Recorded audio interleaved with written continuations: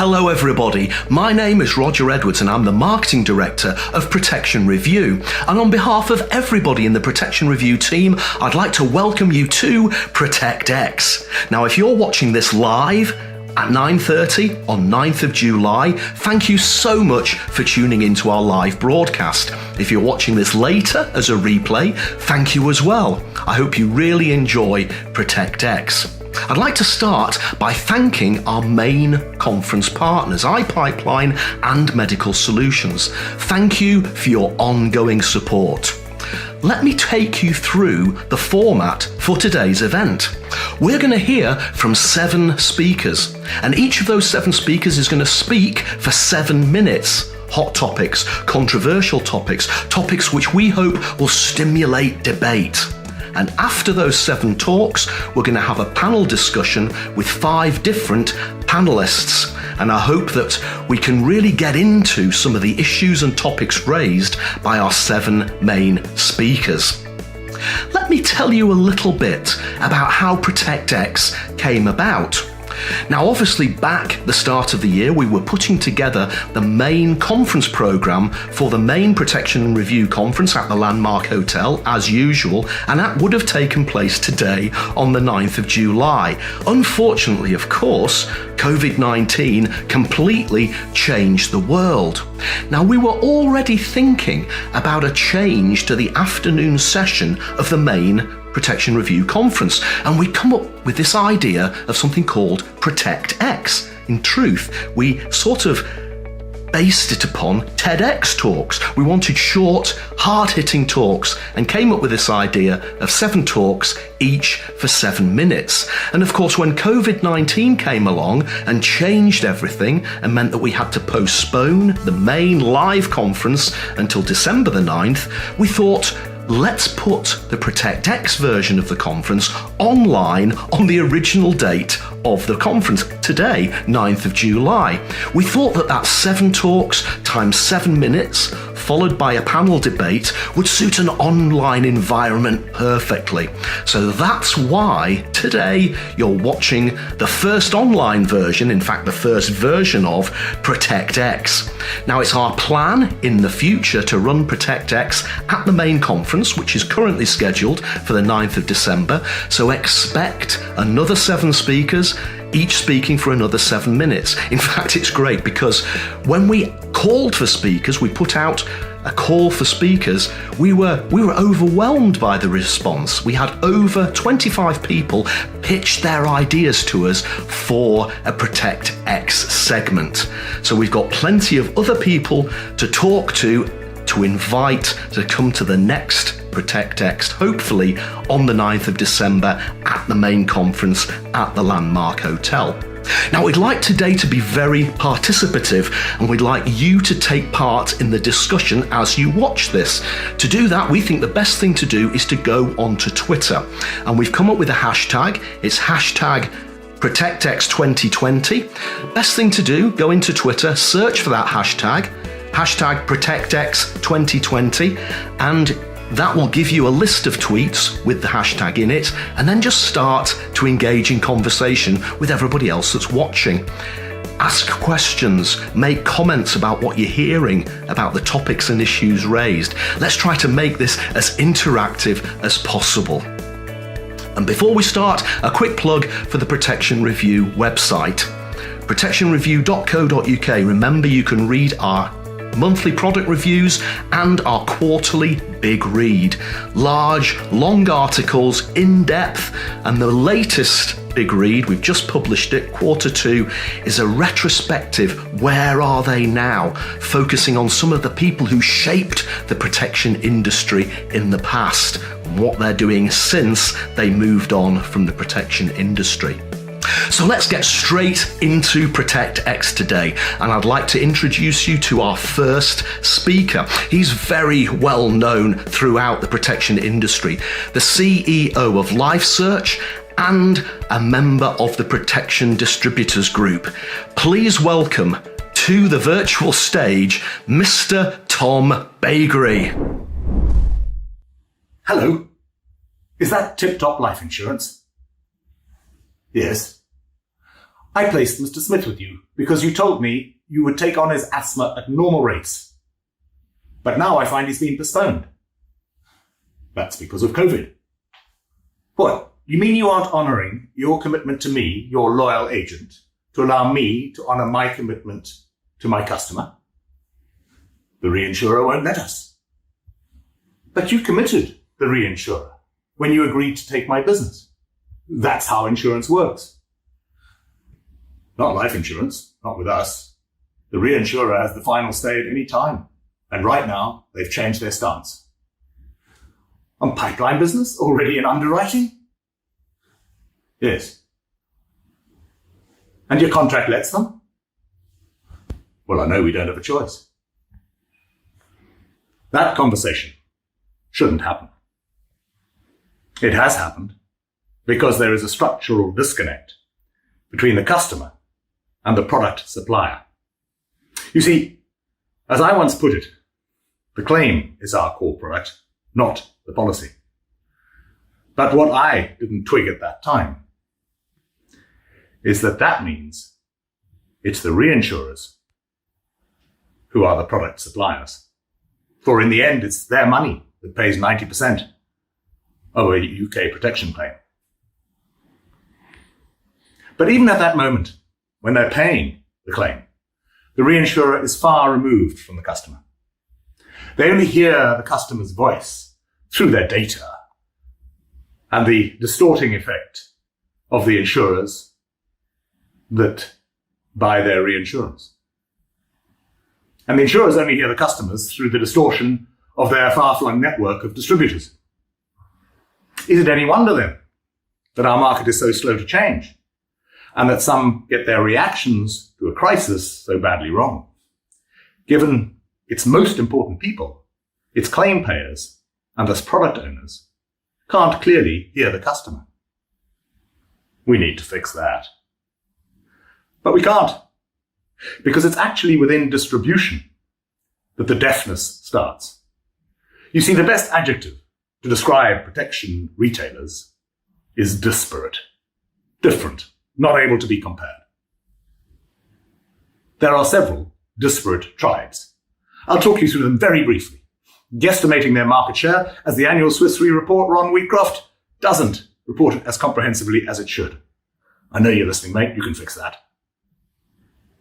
So, the 7 disparate tribes of protection. The original tribe were the home service agents, but they now only exist in the form of tied agents, selling mostly to lower income groups through personal networking and community affiliations, maybe 2% of the market. Then came the IFA brokers, who do protection as part of a holistic service, often investment-based.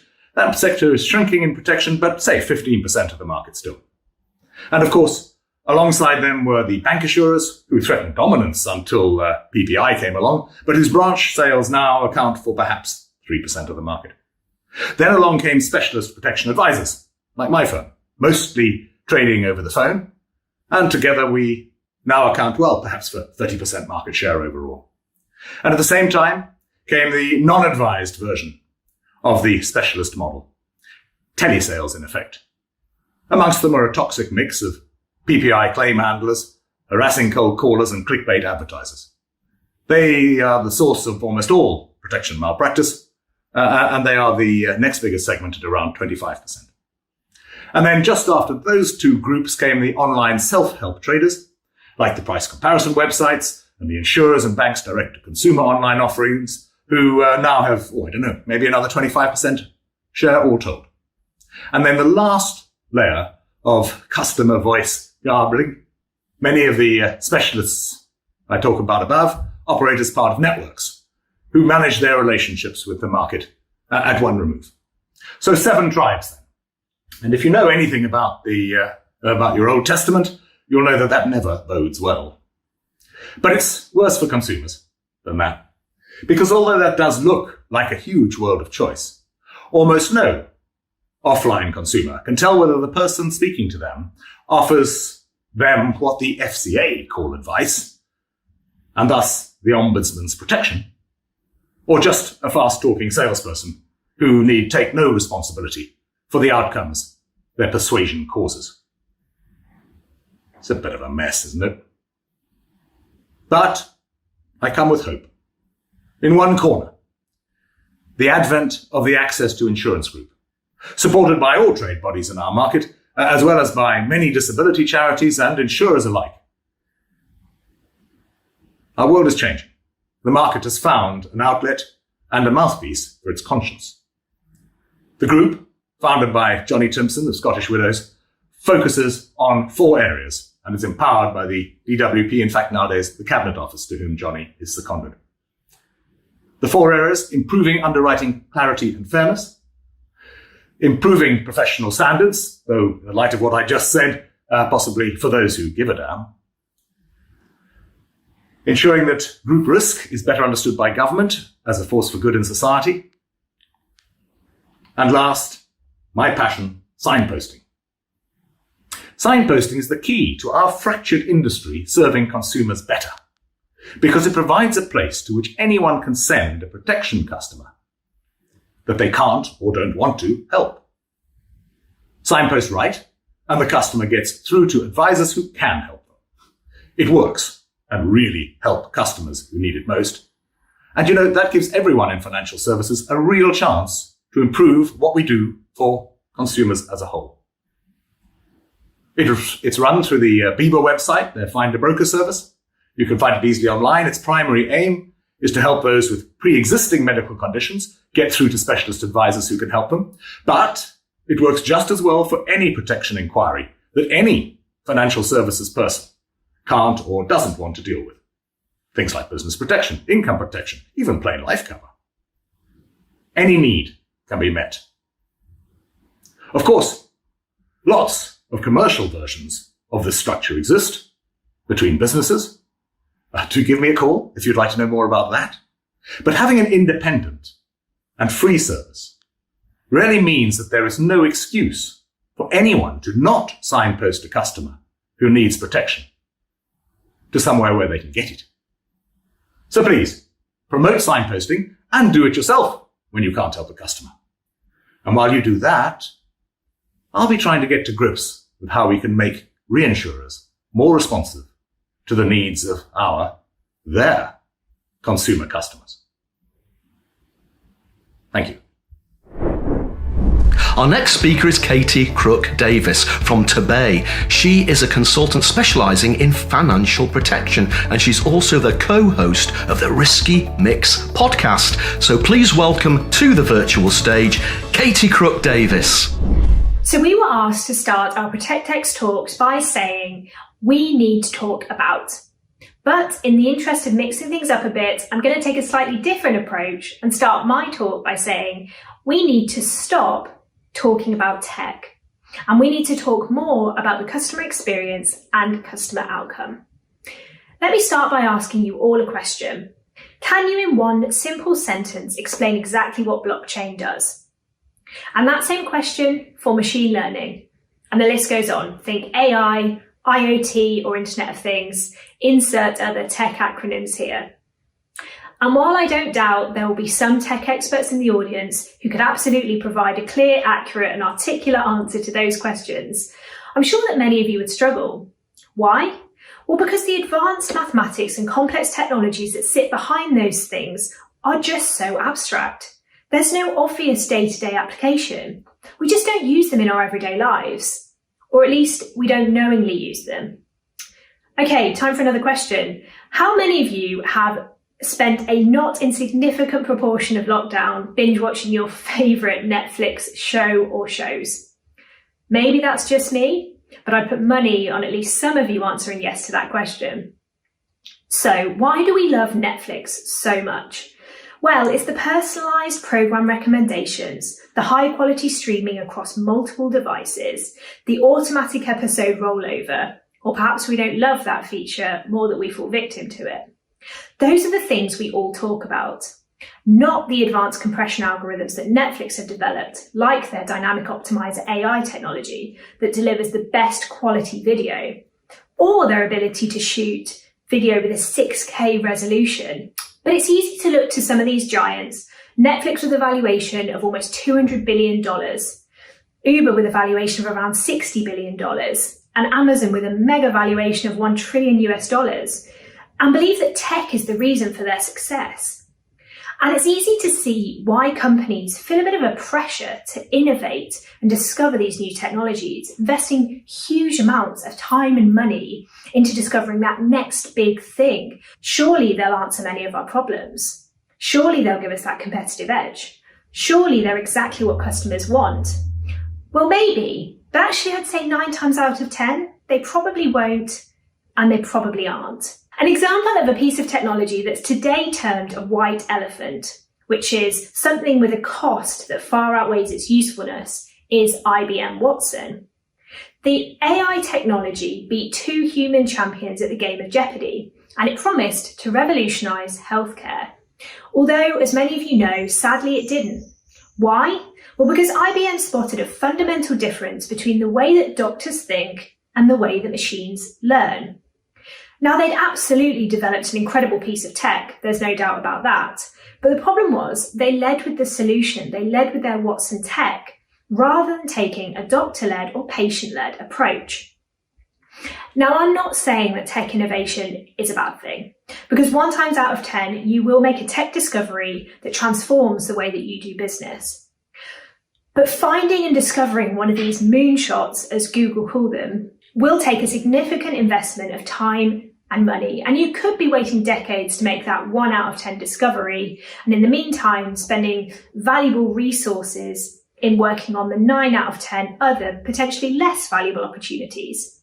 And for that reason, I think it's always really important to be mindful of where those resources could be allocated. Is there somewhere in the business where they could be better allocated? If I take that thinking across to the protection industry then, what we probably don't need is a complicated blockchain algorithm, an open, decentralized, distributed and public digital ledger where transactions are recorded between people across many computers so that the record cannot be altered retroactively without alteration of all subsequent blocks and the consensus of the network.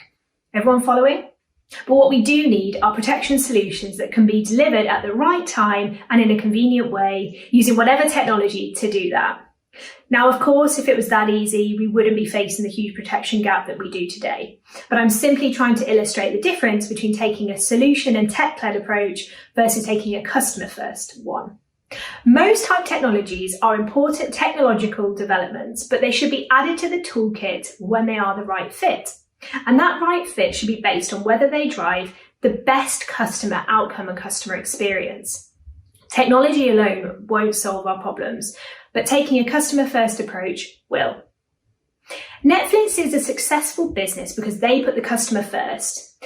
They decided on what they wanted that customer experience to be for their members, and then they went away and found or developed the technology that would achieve that aim. As many of you know, Netflix weren't always an online streaming service. They used to deliver DVDs and videos to people's homes in the post. Back then, they were delivering movies in a convenient way to people's homes. And 23 years later, they're doing exactly the same thing, but they're using more advanced technology to do that. They're a business that combines content creation with technology, but at no point has technology driven their offering. It's only ever been used to enable the delivery of the best customer outcome. I really think the simplicity is key here. Going back to those first questions about defining blockchain, AI, IoT, if something can't be explained in a simple way, be suspicious, because it probably means that there's no obvious application. I really think that 80% of our problems could probably be solved using an SQL database or a great Excel spreadsheet. And for the 20% that can't, try not to get distracted by the hype and the buzzwords around technology. Put the customer at the heart of everything you do, think about the outcome and the experience you want to deliver, and then go and find the technology or the tool that will do that. Our next speaker is Suzanne Clarkson. She's the ex-editor of Health Insurance magazine and is now an HR communications consultant with Coach House Communications. I'm really looking forward to her talk today on added value services. So please welcome Suzanne Clarkson. We need to talk about why insurers only pay lip service to added value support. Right now, the protection industry has at its disposal various services with the potential to help grow the industry, tackle preventable disease, help business improve employee well-being, while at the same time also help them cut costs. What is this nirvana, I hear you ask? I'm talking, of course, about added value support services, or in plain English, virtual GPs, counselling, physio triage, to name a few. The kind of things that complement protection, and now not all do. The problem is that in the main, this potential isn't being realised. Why? Because the industry can't see beyond the short term. The long-term benefits will never be realised unless A, everyone agrees they want usage, and B, everyone starts communicating like they actually mean it. Now, I've been an advocate of wellbeing services for years. Starting out as a journalist, I argued against suggestions there were just bells and whistles on group products, but 15 years on, not much has changed. There seems a genuine desire for usage, but it's not happening in a big way, not in a preventative way. Meanwhile, in the individual market, I can't help but feel that these services are being stockpiled by insurers. At the same time, the discussion with brokers and clients revolves around price, while day-to-day value is bypassed, ultimately forgotten. People really want this stuff.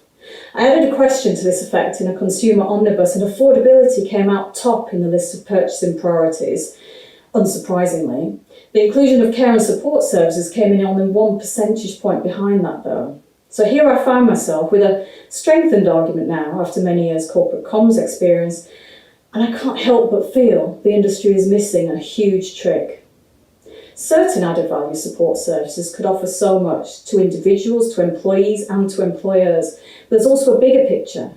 They could also bring huge value to government and society.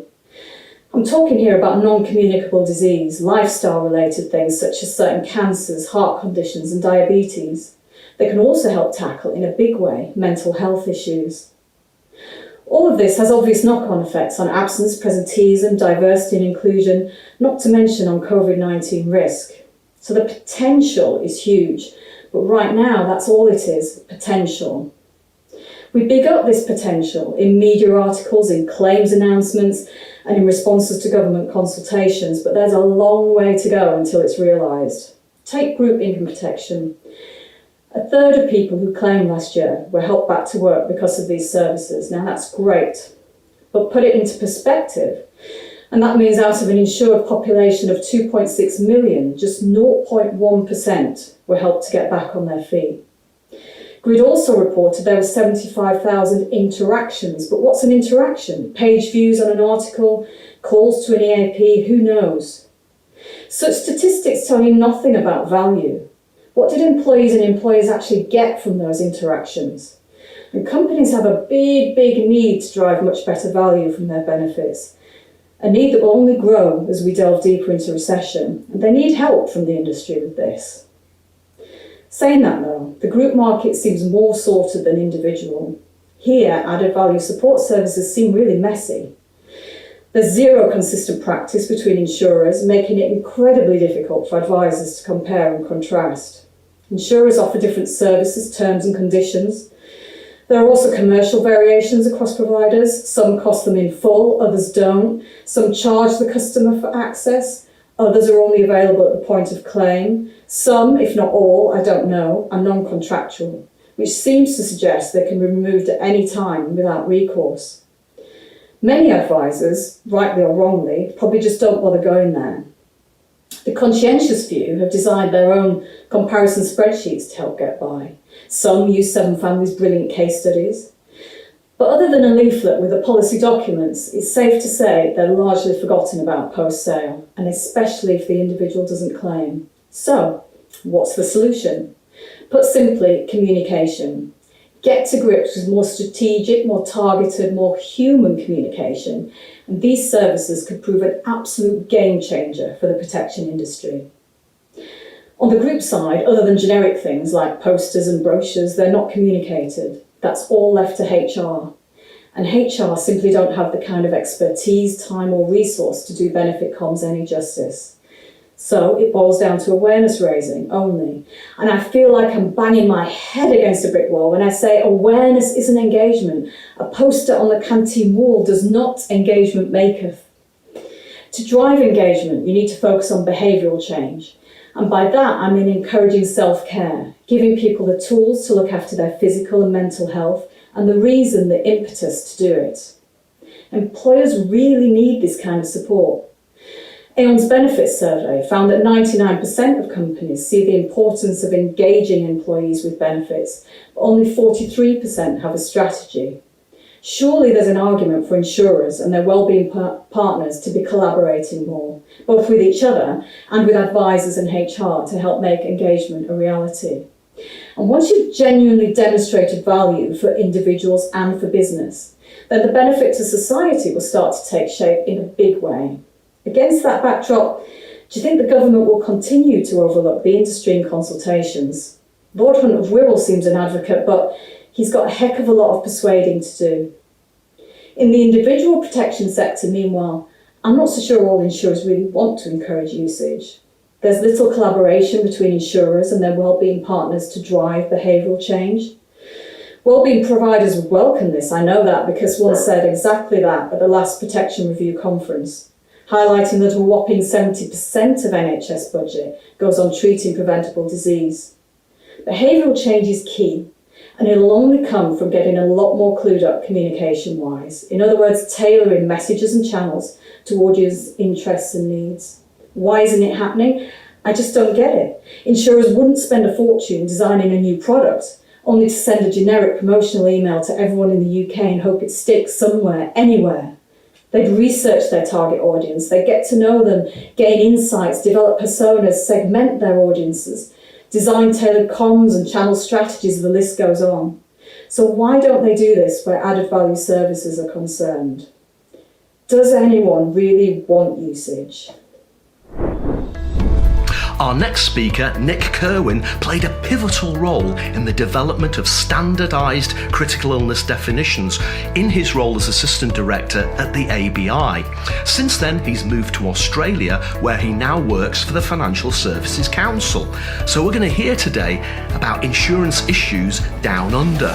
Please welcome Nick Kirwan. Hello everybody, my name is Nick Kirwan. Just over 5 years ago, I decided it would be fun to live and work somewhere new.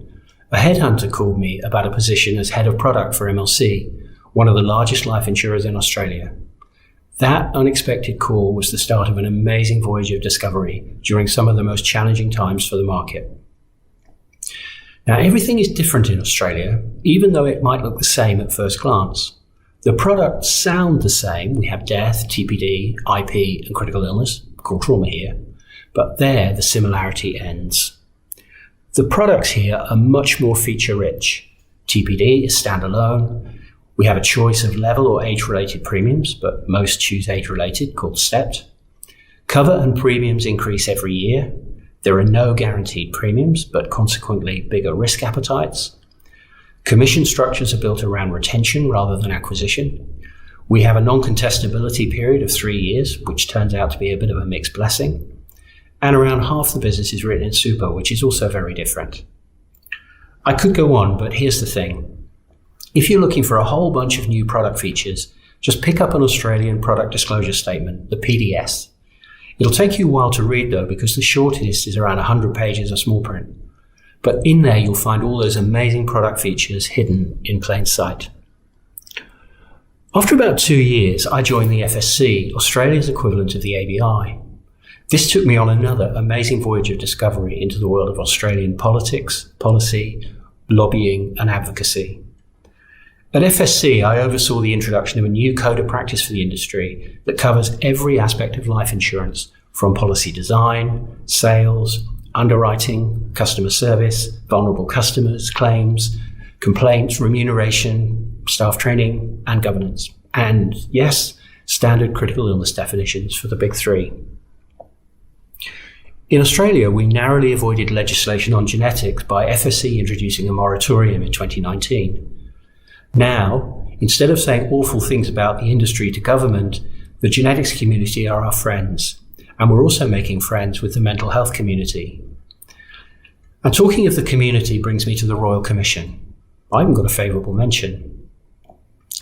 To start it off, everyone in industry was required to report any conduct that had not met community expectations and woe betide anyone not reporting something that gets found out later. A bit like unreported sins in the Spanish Inquisition. Repent or burn. Since that time, we've learned a lot about community expectations, and we use and hear that expression every day. But back then, I don't think many people really knew what it meant. The community was also invited to tell their horror stories, and tell them they did in large numbers.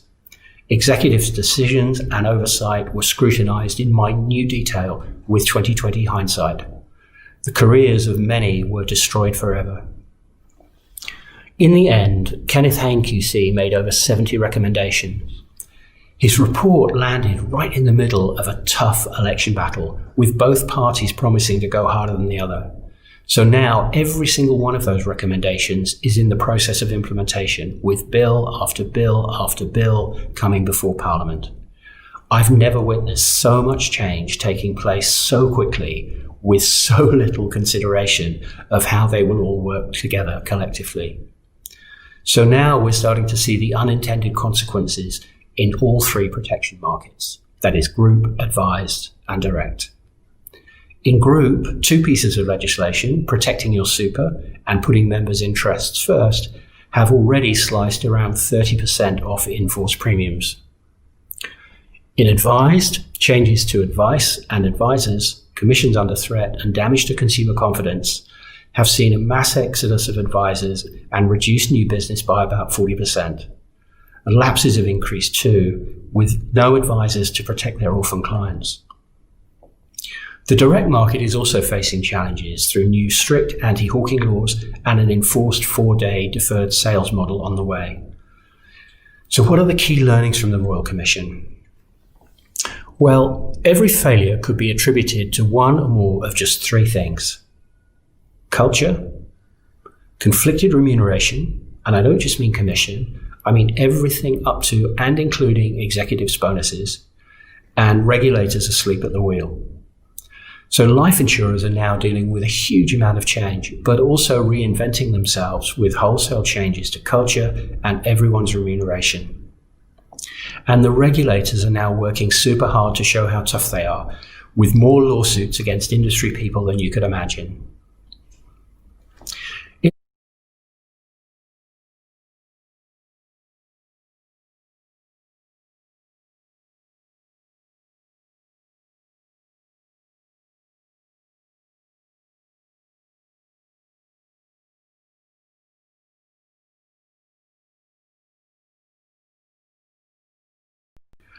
I'd like to end by saying that even though I can't see you, I'm sure there are familiar faces watching, and I hope some of you remember me. So thank you for listening. If you have any questions, find me on LinkedIn. Thank you very much. Our next speaker, Phil Zeidler, describes himself on LinkedIn as a serial optimist. He's set up quite a few businesses in the financial services sector and is the brains behind insurance company Dead Happy, which effectively launched itself to challenge the market. And they're well known for their rather quirky marketing. So please welcome Phil Zeidler. Hi, my name is Phil Zeidler, and we need to talk about the protection gap. 8.5 million people have either insufficient or no life insurance. Furthermore, apparently 50% of people with a mortgage don't have life insurance. It's our job as an industry to help people put the protection products in place, but the protection gap is getting bigger. So in an industry, we're clearly failing, and we need to talk about why. The UK has always been at the forefront of innovation, of insurance. The first life insurance plan was put in place in London in 1706. In the 18th century, life expectancy was shorter than today, meaning people had a different relationship with death. Death was all around them. Child mortality was high, infectious diseases were rife, whether it be tuberculosis, cholera, diphtheria, typhoid. Everyone saw dead bodies often.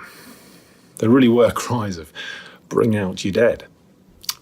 So life and death were closely intertwined. Death was everywhere, and talking about it and planning for it was perhaps more natural. Fast forward 250 years, and death has become, gratefully, far less popular. Modern medicine transformed life expectancy, and people expect to make it to 80 plus. If they do die, when they die, It's normally away from the public eye in hospitals or care homes. So not many people have actually seen a corpse. So obviously this is a good thing. But it has made society's relationship with death far more remote. And unlike all the other taboo subjects of sex, drugs, race, which are now openly discussed, death is the one taboo that has become more remote over the last century. So the first challenge we face is to help society engage with the topic of death. Despite all those excellent improvements in healthcare, 17% of adults between the ages of 18 and 70 die. That's young in today's terms. And this is why our mission is to change attitudes to death, to help people think about it, talk about it and plan for it, so then get on with enjoying their lives with peace of mind. And we believe the industry needs to be far more vocal about the need for death-related products and honest in using the D word. However, that's just the first challenge. If we go back to the 18th century, we find that Equitable Life in 1762 pioneered underwriting, the basis of all modern life insurance. And if we track how the product has evolved over the last 250 years, we see lots of improvement about the underwriting and lifestyle factors, all of which is great progress. But for who? How many of the developments really benefit the customer? If we look at just the last 50 years, let's think about for a moment how customers' lives and buying patterns have changed. In the 70s and 80s, most people bought everything in shops and markets. Financial products were bought from professionals and banks and specialist advisors. People often had jobs for life and mortgages for life too. 30 years on, the world has changed, but the construction and distribution of life insurance has failed to keep pace. A large part of the protection gap is made up of millennials, defined as 24 to 39-year-olds. And here's 7 reasons why we believe they don't buy life insurance. Number 1, market access. Over 90% of life insurance companies require you to speak to someone, either face-to-face or over the phone. Is that how millennials buy things? No. They don't want to speak to anyone at all, let alone face-to-face. There's only a very small handful of life propositions you can actually buy online, and none that are genuinely mobile first. Number 2, speed. It typically takes over 30 minutes to buy life insurance, and often a lot longer. A significant number of people start looking for life insurance and just give up because it takes too long, too many questions, not to mention the need for someone to call them back. 3, flexibility. Any customer wants a product that can meet their needs over the full length of the time it's sold to them. A typical customer's needs changes at least 5 times between the ages of 25 and 40. That's getting married, having children, buying houses, getting promotions at work, taking on other debts, getting fired. Customers' lives are increasingly hectic and messy, yet the term life products sold are typically rigid and inflexible. The strongest evidence that current products fail to meet customers' needs is the cancellation rate. The average life policy sold, 23 years. The majority of customers cancel it in less than 10. 4, engagement. Given that people's needs are changing all the time, why do we not speak to the customer every year to check if their plan meets their needs? These life events often happen quickly. People change jobs, houses, partners regularly. Last time I looked, it only took 9 months to have a child. And every other insurance is reviewed annually. Why not life insurance? 5, pricing. The customer wants to pay a fair price based on the risk today, not an average of future risk. Every other insurance product, health insurance or travel insurance, works that way. So why does life insurance have to have a long-term average? The current level term pricing ensures customers overpay for the first 10 to 15 years of a 25-year policy. But we know the majority cancel by year 10. And we calculate the customer is overpaying about £1.2 billion a year because of this level term pricing. 6, complexity. The majority of millennials have simple needs and want simple and easy products to meet them. Yet life insurance remains full of jargon and unfathomably complex terms and conditions. 7. Tone of voice. Life insurance adverts are generally based on fear or morbidity. No other products are sold that way. Is it any wonder millennials are not interested? Humour is one of the most powerful ways of engaging people, yet life insurance is devoid of it. So to close the gap, we must design simple products millennials understand and a UX that meets their expectations. Once they become a customer, we need to regularly engage and help them understand both the value of the product, but ensure it can flex to meet their needs. Frankly, the answers are clear. We don't need to talk about the protection gap. We need to actually do something to deliver products that meet millennials' needs. Thank you. Our next speaker is Vicky Churcher. She's Intermediary Director at AIG Life, and she's a well-known personality in the protection industry, especially at conferences and increasingly on social media. So please welcome to the virtual stage, Vicky Churcher. Good morning. Thank you, Roger. We need to talk about regulating lead generation. There's been quite a bit in the press in the last few weeks about rogue lead generation. But are the leads that we're talking about really that bad? Why don't you make up your own mind? Here are just a few that I've pulled out in the last few weeks. The first one here is you can get all your premiums back after 10 years on some life insurance policies. Sounds amazing, doesn't it? To a customer, that would definitely be worth looking at, and maybe even changing from an existing policy where you don't get all your money back. The headlines on this next one sound like something from a magic show.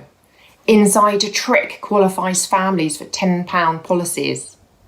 I'm not sure what an insider trick is. This one is shocking in more ways than just the headlines. United Kingdom seniors are shocked about this life insurance fact in 2020. I don't know about seniors being shocked. I was pretty shocked when I saw this. So badly written and clearly promoting churning of business. And my personal favourite, Brits take advantage of new 2020 policy to protect families from rising costs. UK residents were handed a massive victory while UK life insurance companies are barking mad.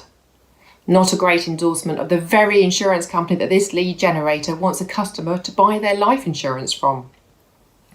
These are just a few of the lead generation ads that have been flying around the internet over the last few weeks, as I say.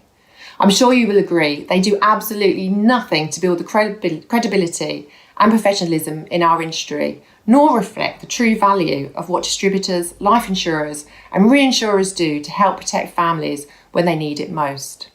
There is currently no standard framework or regulatory control for the people who produce these insurance consumer leads. So, where on earth do these leads come from? I say where on earth because they literally could be from anywhere on earth. As you may be aware, at the start of the year at AIG Life, we started a campaign called #KeepProtectionTidy. Our aim was to reduce the impact of poor lead generation on our customers, our intermediary partners, and the industry as a whole. So, long before the government coined the phrase track and trace, we were actually tracking and tracing where these leads were coming from. The results were really interesting. Whilst there are some, actually quite a few, very credible lead generators who operate within the parameters of the ICO, the Information Commissioner's Office, the companies we have been tracing, due to the poor nature of the ads that we've seen, came from far and wide. Slovenia, the Seychelles, India, China, the USA, Panama, the Channel Islands, Gibraltar, and rather ironically, the home of Dracula himself, Transylvania in Romania. Some of these adverts, and certainly where they are generated, can seem quite funny. However, the damage they can cause really isn't. Some customers are promised a cash incentive such as a gift or PPI payment, which is then not honoured, leaving them feeling upset and cheated. Some customers are misled on the true identity of the lead generator because they say they are the insurance company themselves or another trusted brand. Many leads are recycled. They are sold to multiple parties, which can result in customers being contacted several times over and over and in some cases, vulnerable customers actually buying several unwanted policies. But worst of all, customers are often advised to lie or not disclose their true medical or occupational position to bypass underwriting, which means when they come to claim, of course, the claim can be rejected for non-disclosure reasons. And that's not good for anybody. The impacts are far-reaching. There's reputational damage, both for providers and the industry as a whole. Customers will remember the provider's name and associate this to the poor experience that they've received. These ads actually trivialise what we do as an industry. Imagine you were looking on the internet for life insurance and you came across one of those ads I showed you earlier. What would you think about the credibility of what you're actually buying? It could even lead to the potential closure of a financial advisor's business from a regulatory or a risk perspective. The directors of these businesses could end up bankrupt, losing their houses and their livelihoods. At AIG Life, we started our hashtag Keep Protection Tidy campaign back in March. I'd like to take this opportunity to thank everybody listening today in ProtectX who has passed us information to help us do these investigations. In a period of just 8 weeks, we investigated 11 poor lead generation examples. So what did we find? Well, 4 we deemed quite serious and reported them to the Elixir. Elixir, for those who don't know, is an industry standards body of which the FCA are members. We also reported them to the ASA, the Advertising Standards Authority. 4 were not great in terms of style and language, but nothing illegal, and no breach of ICO guidance.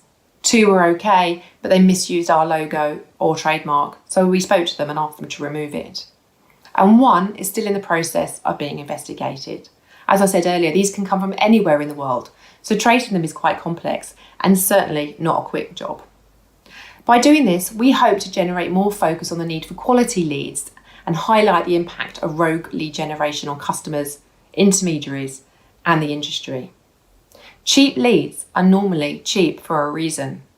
Alone, we cannot stop this kind of behaviour, but together we can and must change and make sure this is regulated.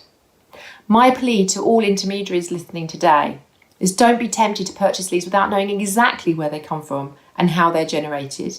And I hope today that you've seen that these can be quite complicated, so it is worth looking into it. Find ways to make your own marketing work harder. Don't waste the leads that you do generate. If you don't have the means to do this yourself, there are firms out there that can help you, such as Advisor AI or Contact State. Both can easily be found by a quick internet search. Let's work together and set a minimum standard of regulation that we all agree, adhere and work towards. So we've talked about lead generation and we've talked about regulating lead generation. The question is, how do we do that? Vicky's talk leads directly into the subject covered by our final speaker today, Alain Desmier. Alain is a man on a mission to make online financial advertising much fairer for customers. And he does this through his business, Contact State. So I'm really looking forward to hearing what Alain has to say. So please welcome to the virtual stage, Alain Desmier. First impressions are vital. We make our mind up about someone or somewhere or something within seconds. So my question to you is, what do you want the first impression to be of a consumer who goes online today to look for life insurance? Are you satisfied with what you've just seen from Vicky Churcher? Or do you want something better for your industry? I don't want to ban things. I want us all to raise the standards of online lead generation. Over the next 7 minutes, I want to show you how we might all work together as life insurance professionals, as marketeers, as technologists, to rewrite some of those first impressions that currently exist. Advised, non-advised, online, face-to-face, this is an industry full of talent, full of choice. To say that it's too hard or too entrenched or anti-competitive to tackle lead generation, I say you're wrong. Please hear me out for the next 7 minutes and make your mind up. Because I do believe we need to do something. The headlines are getting notably worse.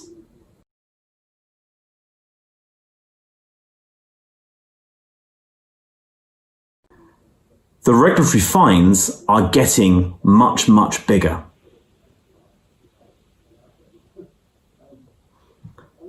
Based on what Vicky has already shown you today, a multi-million pound GDPR breach is surely just around the corner unless we change direction. We need to treat customer data in a much, much more compliant way. So what's going wrong? When we know that the industry is flying dangerously close to the sun, why does fraudulent and misleading protection advertising exist at all? Why haven't consumers or insurers or intermediaries done something about it by now? The answer is not malice or criminality. Most marketing firms don't set out to deliberately mislead the consumer. But over the years, the rules have slipped. Hard truths have given way to myths.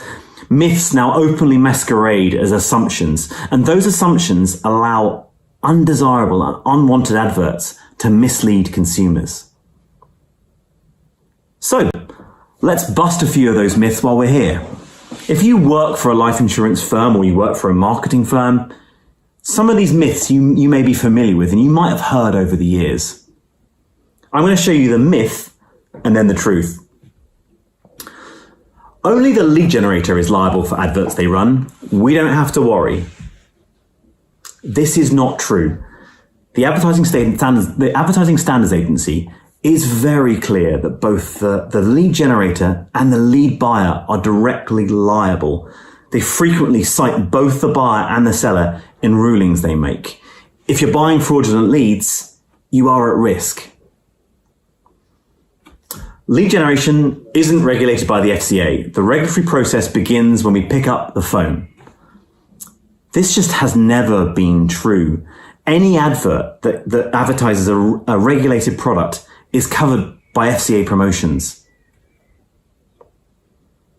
And finally, even though the consumer wanted to speak to a life insurance brand, what they really wanted was to get a life insurance quote. It's pretty obvious that this level of misled consent breaches even the most basic ICO rulings, breaches the GDPR. Consumers need to know exactly what's going to happen to them after they press submit, before they press submit. So if we're going to break this chain of fraudulent and misleading advertising, if we're going to tackle these problems and create better outcomes for customers, I think we have to do three very, very clear things. I've just shown you three existing rules. We need to enforce these rules. If you work for a life insurance firm, if you work for a marketing firm, and you can see that your business believes any of these myths, it's down to you to go and persuade the compliance team that they need to take this more seriously, or they themselves are in danger. We have to track and trace bad adverts to where they're being sent. Posting on LinkedIn about misleading adverts is all very well and good, and believe me, I've done a bit of that myself. But it doesn't help us solve this problem. If you want to solve this problem, put your own details, put your company phone, whatever it might be, into a misleading advert and get the firm to ring you back. And when they've rung you back, show them the advert that was used to generate you as a lead and tell them how you're going to make a complaint. That's the only way we're ever going to take the oxygen out of people who buy these leads. And that's the only way we're ever going to change anything. And thirdly, we should be certifying each individual lead so that we can prove that we've got the consent to speak to that customer. I think about certification in much the same way that I think about the times that I used to buy a drink in a pub. You know, if you go to the pub and buy a round of beers, you get given a receipt back, and that receipt tells you of what you've just bought. Well, I think about data in exactly the same way. I think every time a consumer applies online, we should give them a certificate that tells them exactly who has sold their data, who has bought their data, and how long they have permission to speak to them about. A data receipt in this manner would be a permanent record that would ensure that only legitimate firms and only legitimate lead generators are involved in this advertising process. My name is Alain Desmier, and I run Contact State. And over the past 13 years, I've worked with some of the biggest financial brands in the country. I've seen the good, the bad, and the downright ugly lead generation tactics. That's why I started this campaign and why I started my organisation. My unambiguous mission is to stop fraudulent advertising. I believe that these 3 steps could change the way we advertise to consumers in this industry and many other industries. And if you feel the same way, please come and help me. Thanks for listening.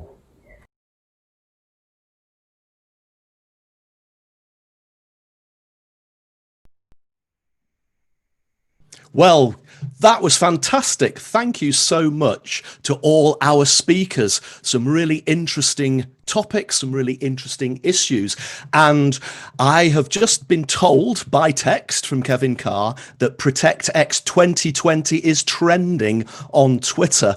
Now, that is pretty incredible, isn't it? That a financial services topic can be trending on Twitter. Now, had we been at the Landmark Hotel at this moment, in the room, and all the speakers had just completed their 7 talks, I would have been saying something like, let's give a great big round of applause for all 7 ProtectX speakers. Now, obviously, we can't do that, but we may be able to just do the next best thing, and it's called a Twitter thunderclap. What I'd like everybody to do who's watching this now, if you've got a mobile phone, if you're on your desktop, is get onto your Twitter right now, type in something like thank you to the speakers, hashtag ProtectX 2020, and then maybe a little comment about what you liked best about one of the speakers. Maybe it was the way Tom bobbed from side to side during his talk, or whether it was a comment that Suzanne Clarkson made about added value services. Please do it now, type it into Twitter, and I'll say go. And when you hit send, hopefully we'll get 50 plus tweets hitting Twitter at the same time. And that'll be the equivalent of everybody giving the 7 speakers a round of applause. So hopefully that's given you enough time to type. Are you ready? 3, 2, 1, send. Fantastic. Hopefully we haven't broken Twitter. So delighted now to move on to the panel debate section of ProtectX 2020. And we've got 5 distinguished panel guests, and we're going to be exploring some of the issues and topics raised by the speakers, maybe nip off on a few tangents. That always leads for an interesting debate. So what I'm going to do to start things off is I'm going to ask each of our 5 panelists to introduce themselves briefly, say who they are, where they're from, and also do what I've asked you to just do. Give us a quick 1-minute highlight that they have picked up from the speeches that we've just heard. And I'd like to go to Alan Knowles first. Alan. Thanks, Roger. Morning, everyone. Hi, I'm Alain Knowles, Managing Director of Cura. I'm also the current chair of the PDG, the Protection Distributors Group. Thank you to all the speakers. I thought they were all absolutely fantastic. I thought they were great. And I guess for me, I didn't quite expect to have a wake-up call from Tom Baigrie jumping around from side to side, playing 2 different characters this morning. Brilliant, Tom, although I'm not sure that quite the industry is ready for 2 Tom Baigries yet. And let's move on to Simoney. Thank you very much. I'm Simoney Kyriakou, editor of Financial Advisor. Again, I found all the speakers particularly fascinating. So many topics that we've covered so often in the pages of Financial Advisor. And yet it's so important to raise awareness. And I was really interested by Nick Kirwan as well. And it's quite worrying that the way the IP market is kind of going, almost seems like it's going downhill in Australia. And he presents some very interesting challenges to us. What can we do in the UK to improve it and make sure that we have IP products that are more affordable, more sustainable, and that can stand the test of time? Really interesting challenges there. Thanks, Simoney. And let's move over and say hello to Katya. Good morning, everyone. Katya Maclean. I'm the Chief Executive at Guardian. I'm also not appearing on the screen. Does that mean I'm not speaking loudly enough? Hopefully you can hear me. So I so much enjoyed all the speakers this morning, and I'm hoping that they attend the next In Real Life conference so that I can go for a drink with them in the bar afterwards and catch up with them on those points. I'm going to pick up on Tom's, as always, entertaining and thought-provoking talk this morning. As some of you will know, I spent a couple of years on the dark side working for a reinsurer myself. And the thing that will stick in the mind for me forever was turning up on, well, being in my first month, trying to put together a client presentation and asking who around here has got access to Touchstone or any other distribution data, and blank looks all round. In a data-rich company, there was no information on distribution. But having said that, reinsurers are absolutely stuffed with clever and interesting people, and there's a reason that they're not engaged as much with distribution, and that's because it is not in their commercial interests to be so. So if we want to change that, those of us that negotiate with reinsurers just have to make it part of our negotiations and have to make it worthwhile. And I think that is a change that is coming, and that we'll see more of. Thanks, Katya. Interesting thought about the drinks. Hadn't thought about that. Normally we would go off to the bar after the Protection Review conference finishes. So maybe we should open up a Zoom room later on and all have a virtual drink. So let's move on to Laura. Oh, it looks like we might have lost Laura. So whilst Laura comes back in, let's move over to Paul. Paul, do you want to introduce yourself? Hi, I'm Paul Yates. I'm from iPipeline and I look after products. So I have a sort of an agreement and a disagreement with one of the speakers. They're all very good, as you said, but I particularly, as you can almost guess, focusing on the technology one. I'm typecast, aren't I? And on the technology one, absolutely agree with Katie that we need to really think about the customer first. But you know, we're in an industry where some of our providers, some of our systems, some of our portals, some of our technologies have been designed pre-2000. Some of them, you know, have the name Life 70, and there's a good reason they're called 70 because they were designed in the 70s. You know. Those systems, are they fit? And you know, are they fit for new technologies and new types of new clients and new ways of working? Yes. You know, with clients who are used to Amazon, you can't say, well, I'm going to just use systems that was that old and meet their sort of demanding needs for the future. So I absolutely believe that you have to be customer focused, but you have to be absolutely aware of what new technology can do, because they will really drive protection going forward. Thanks, Paul. And Laura. Did the classic mute speaking to myself thing, but I'm back, don't worry. Hi, I'm Laura Wolks. I'm the head of marketing at Medical Solutions. Thank you very much to all the speakers. Lots of creativity, lots of thought-provoking content. I'm particularly enthused by the common call to action to put the consumer first. I think that was a common thread throughout about humanity there, and particularly found the opinion research in Suzanne's speaking session very interesting. Thanks, Laura. So I wanted to focus in now on a particular topic, and I think we'll come to Katya first. One of the things we did say to the speakers before we agreed on the topics was that perhaps we'll steer away from COVID-19 as a specific subject of the talks, but I don't think we can avoid COVID-19 entirely. And one of the things that we know has happened over the last 4 months is that product provider, well, everybody admittedly has had to move fast to change processes, in some respects to change products, and to change their marketing communications. And as an industry, we do get accused of being very slow to do things. You know, it takes 18 months to develop a product or something like that. But in reality, we've seen companies move incredibly quickly as a result of COVID-19. Underwriting rules changed, product features changed. So what I was actually interested, Katya, from a product provider's point of view, is that nimbleness and that speed something that we can expect to see a lot more of in future? And what are the lessons that you've learned as a product provider in this accelerated world?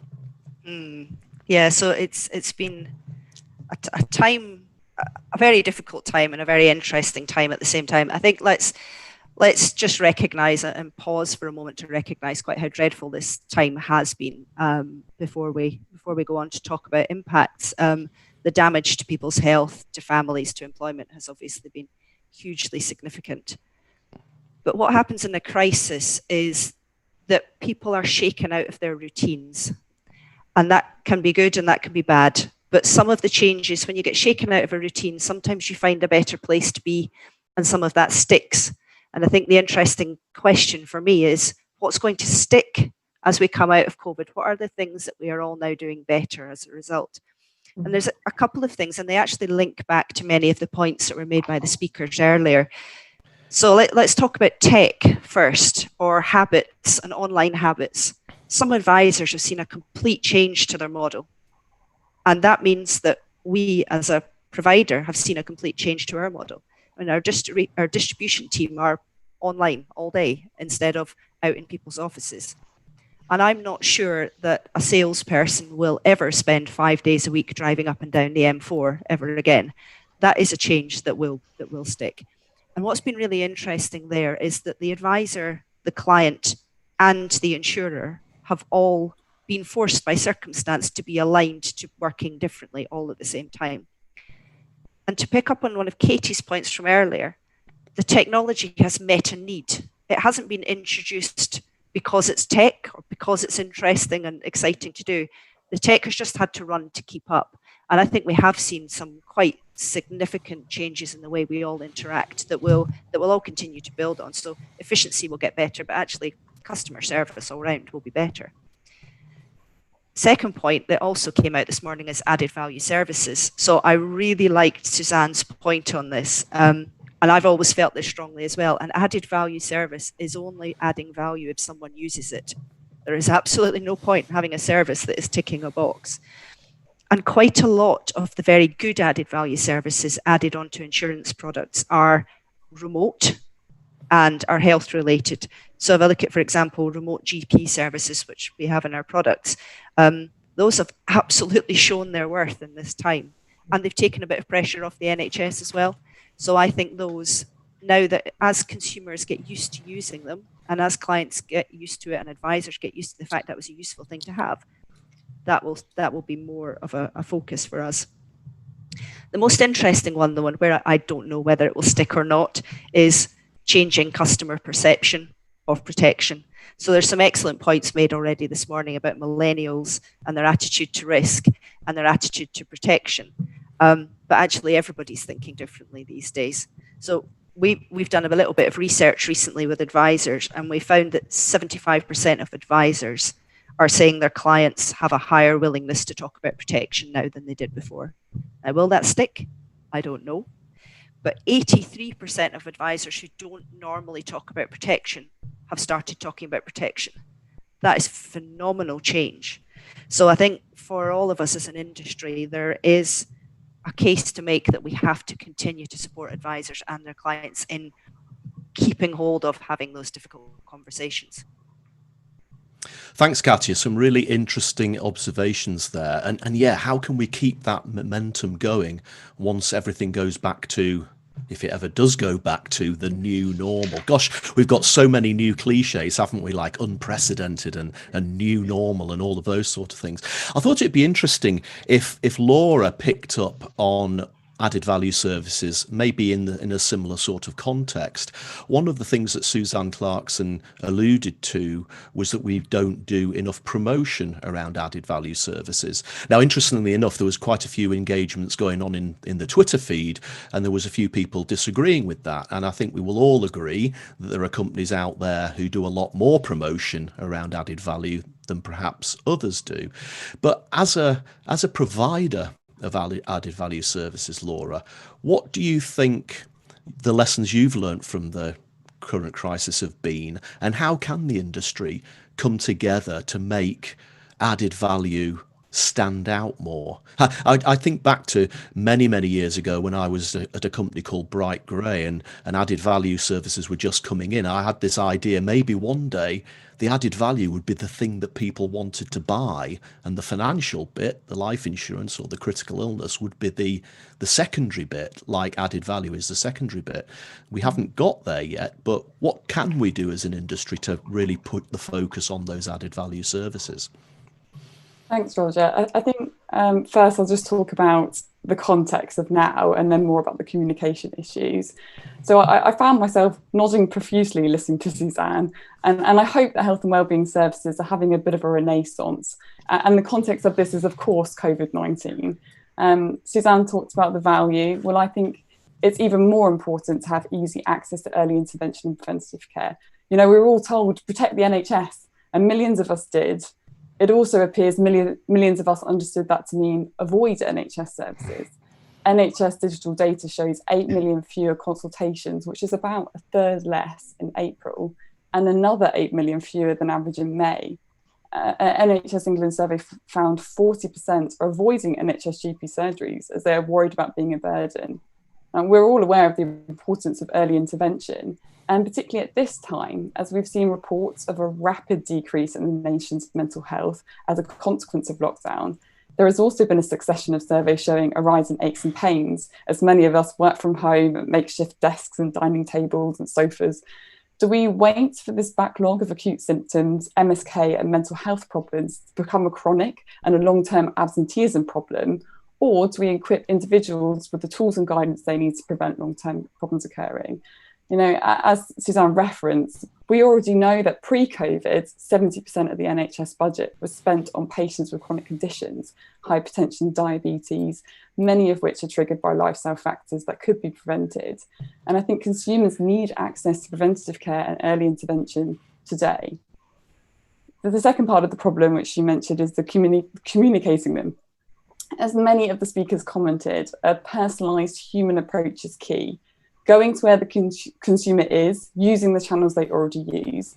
And I think communities and forums, much like this one, are a powerful thing that aid the traction of support services. We're talking about them seriously. And we're creating a sort of a virtual support bubble, if you will. There's another cliche for you. If the industry is having more serious discussions about the value of support services, the conversations are more likely to be happening with the consumer.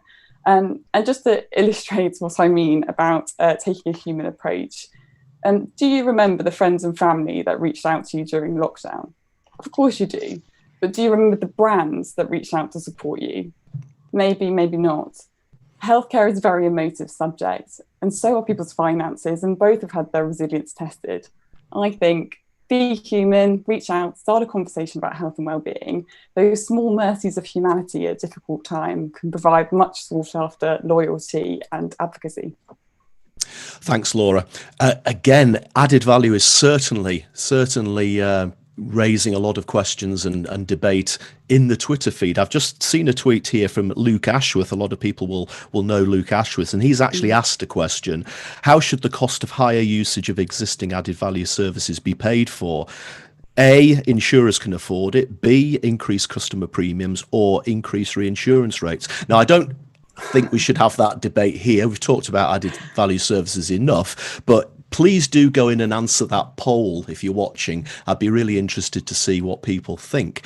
What I thought we'd do now is one of the subjects that Phil brought up was the engagement of younger people, and the millennials word was used, and you know, sometimes as an industry we get accused of it's older people trying to market to younger people, and maybe that doesn't work. But I know, Paul, you've done a lot of work at iPipeline, and you've got this great term, intent-based digital moments, and that relates to people of all ages. So could we perhaps just explore your views on engaging people, and specifically how we can use technology to maybe engage younger people and get them to think about protection?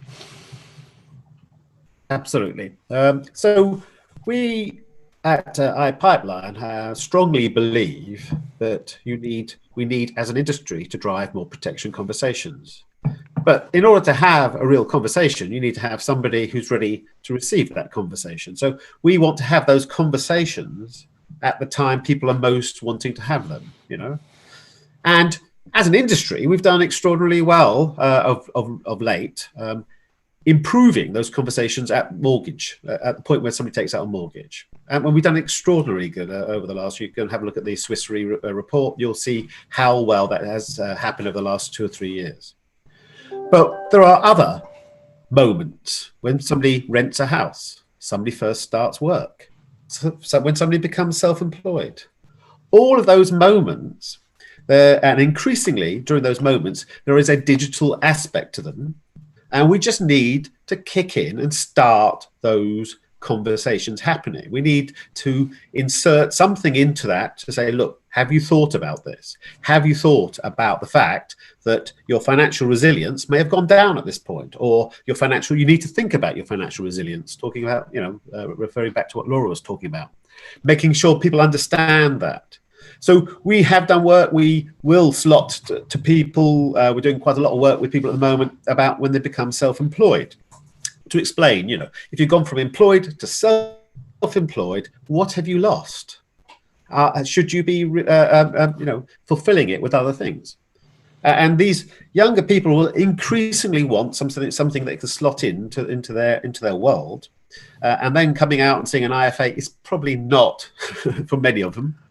How are we going to do that? And I think that this is the huge challenge we have as an industry, is how do we engage the next generation? How do we engage with people who are all a lot younger than me?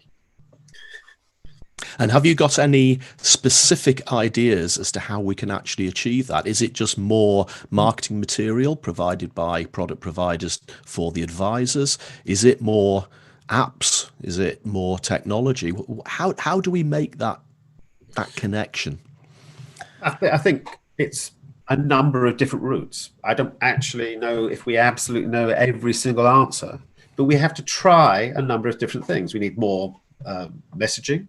We need more personalized sort of offers and of conversations, personalized conversation starters to happen at those points.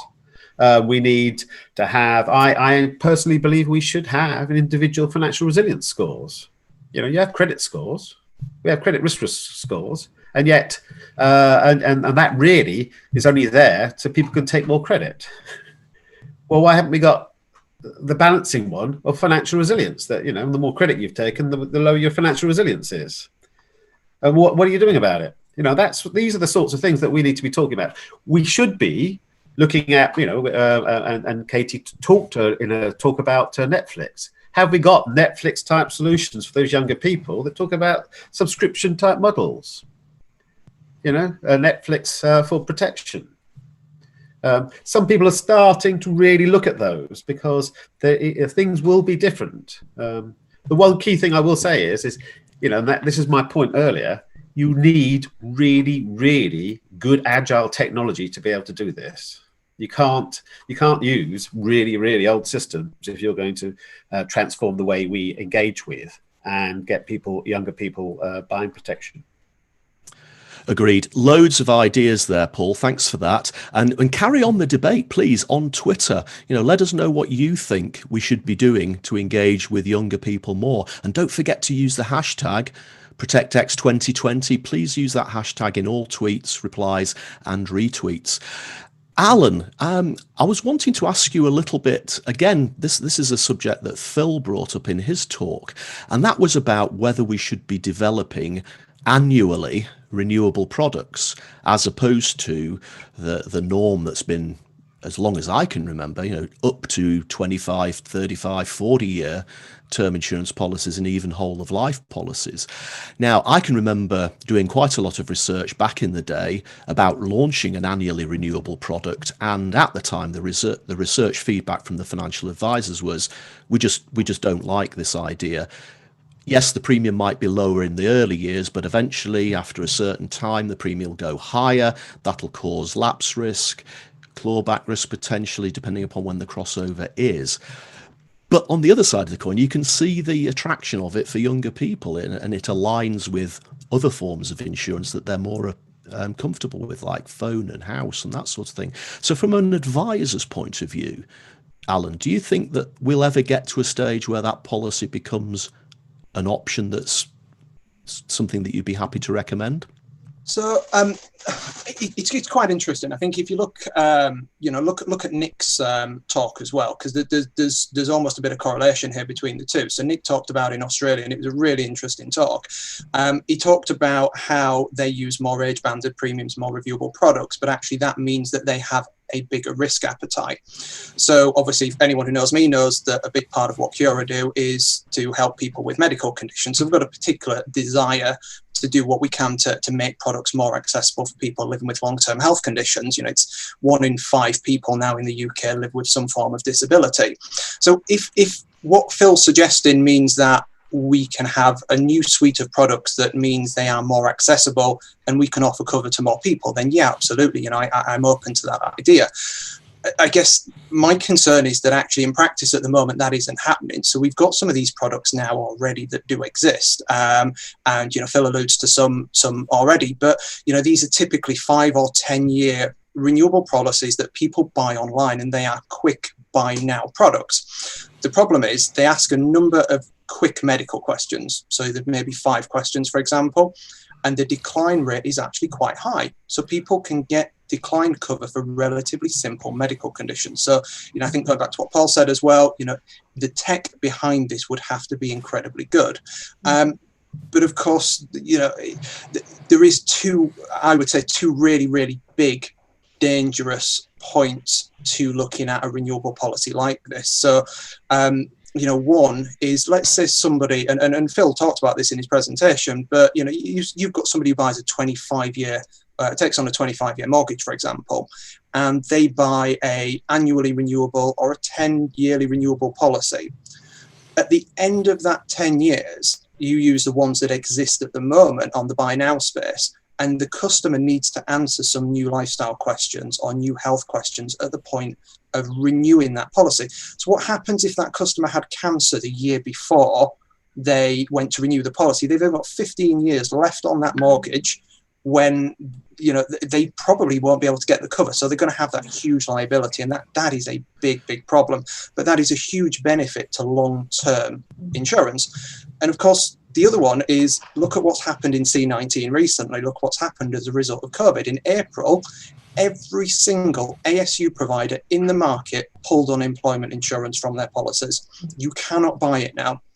And in fact, there are some companies who are even removing it from existing customers at renewal.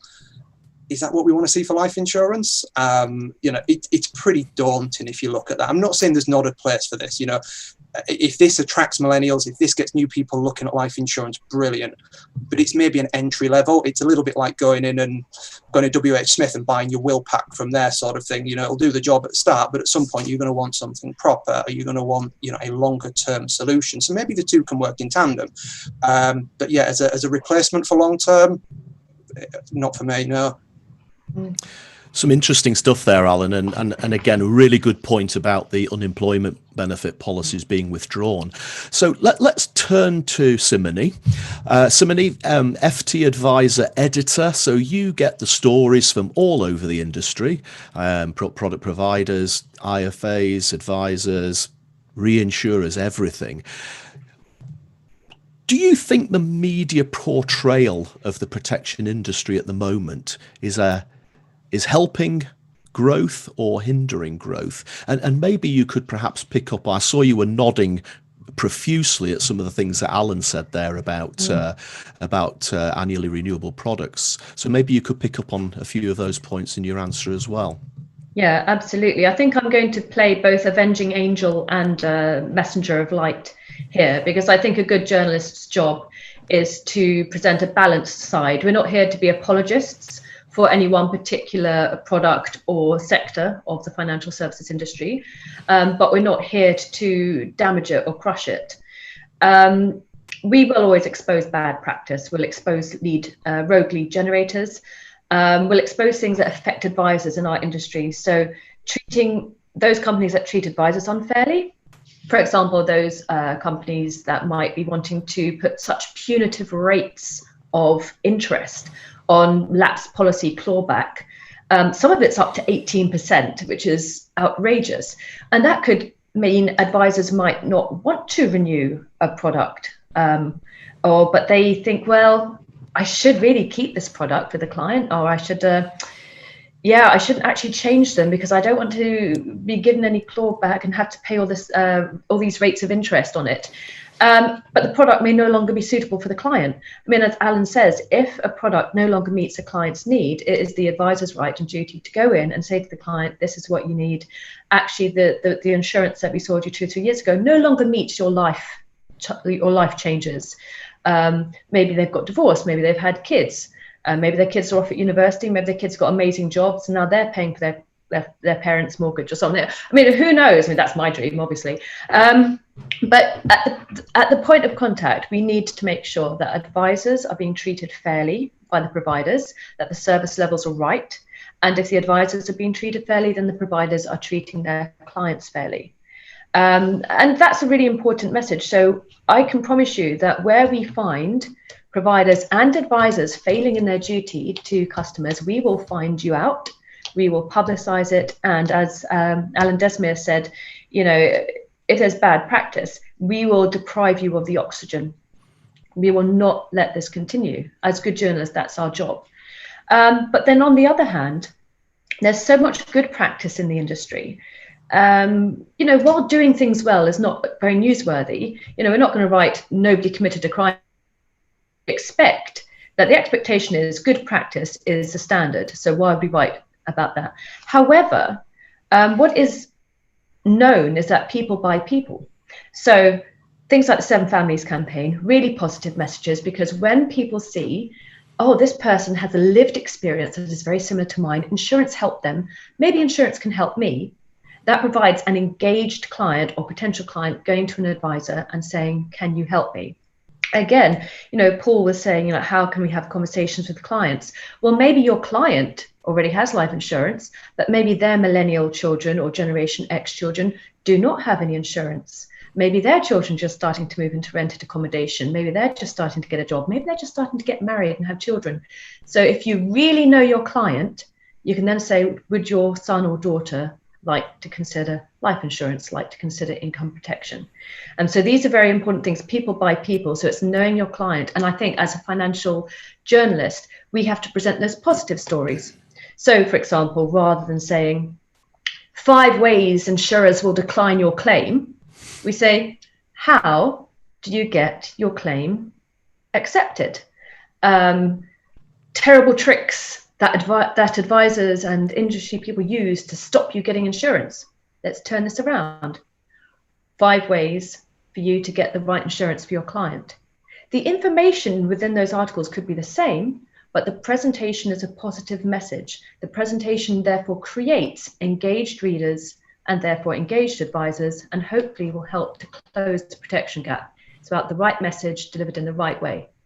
Thanks, Simoney. And actually, I was going to ask you a supplementary question that Gareth Thompson, who's been pretty prolific on the Twitter feed this morning, and the question that he asked was, a lot of millennials that I talk to don't trust that life insurance providers will pay out a claim.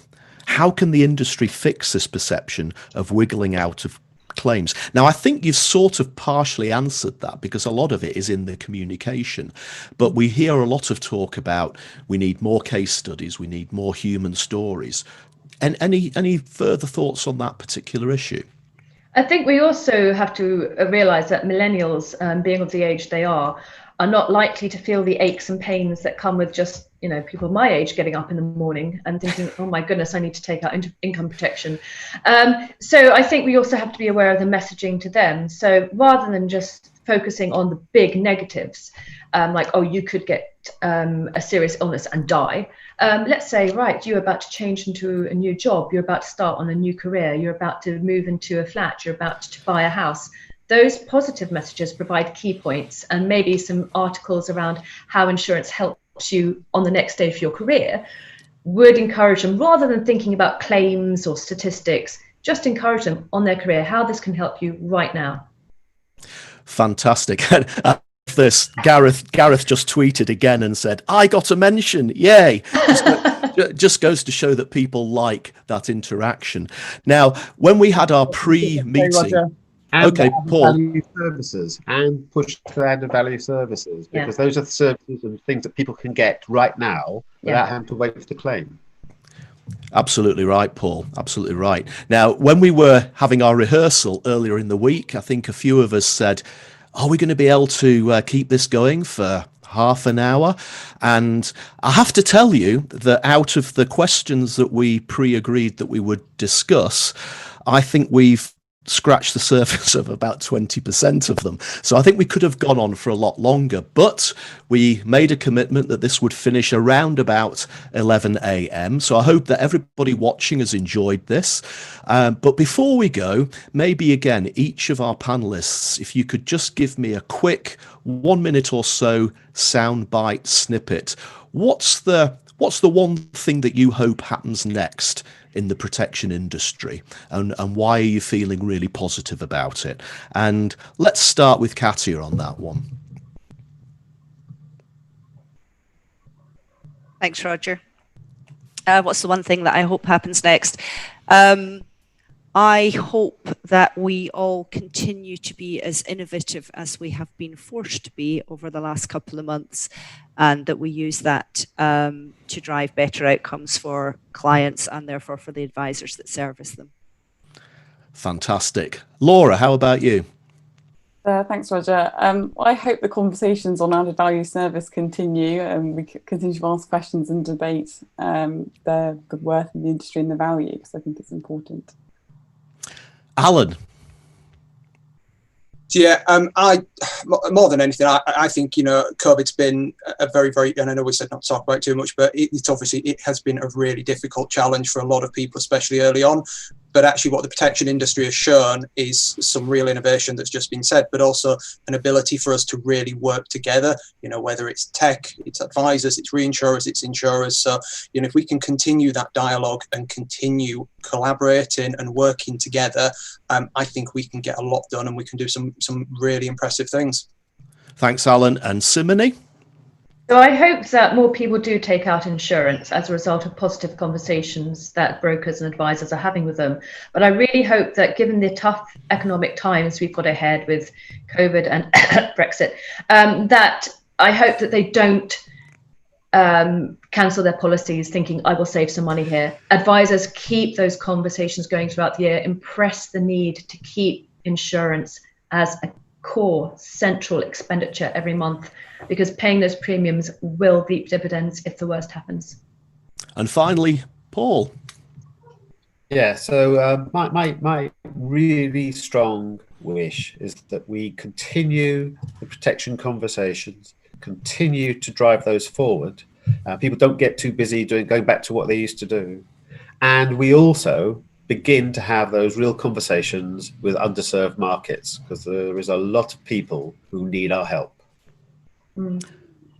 Thank you so much. Thank you so much. Well, thank you everybody for tuning in this morning. This was the first online ProtectX 2020. That went by so fast. Thank you for your participation. I'm so pleased that the Twitter feed was so lively and so engaged over the last hour and a half. Please do carry on the conversation for as long as you want. And remember to keep using that hashtag ProtectX 2020. We're going to be back in December, hopefully, with the full Protection Review Conference Dinner and Awards. As I said earlier, we're going to be including another round of ProtectX in real life with another 7 speakers talking for another 7 minutes. So I'd just like to finish once again by thanking our 7 speakers. And if you want to do that again on Twitter, please do. And also I'd like to thank our 5 panel speakers again today for your participation. Thank you for joining us. And that's it, guys. Thank you for coming along this morning. If you want to watch this as a replay, it will be available on the YouTube channel and the Facebook channel. You can watch it whenever you want, and you can watch just the bits you want, and you can watch the debate, or you can watch individual talks. It's going to be there for the very foreseeable future. So thanks for tuning in, and everybody enjoy the rest of your day. Thanks, Roger. Thanks, everyone.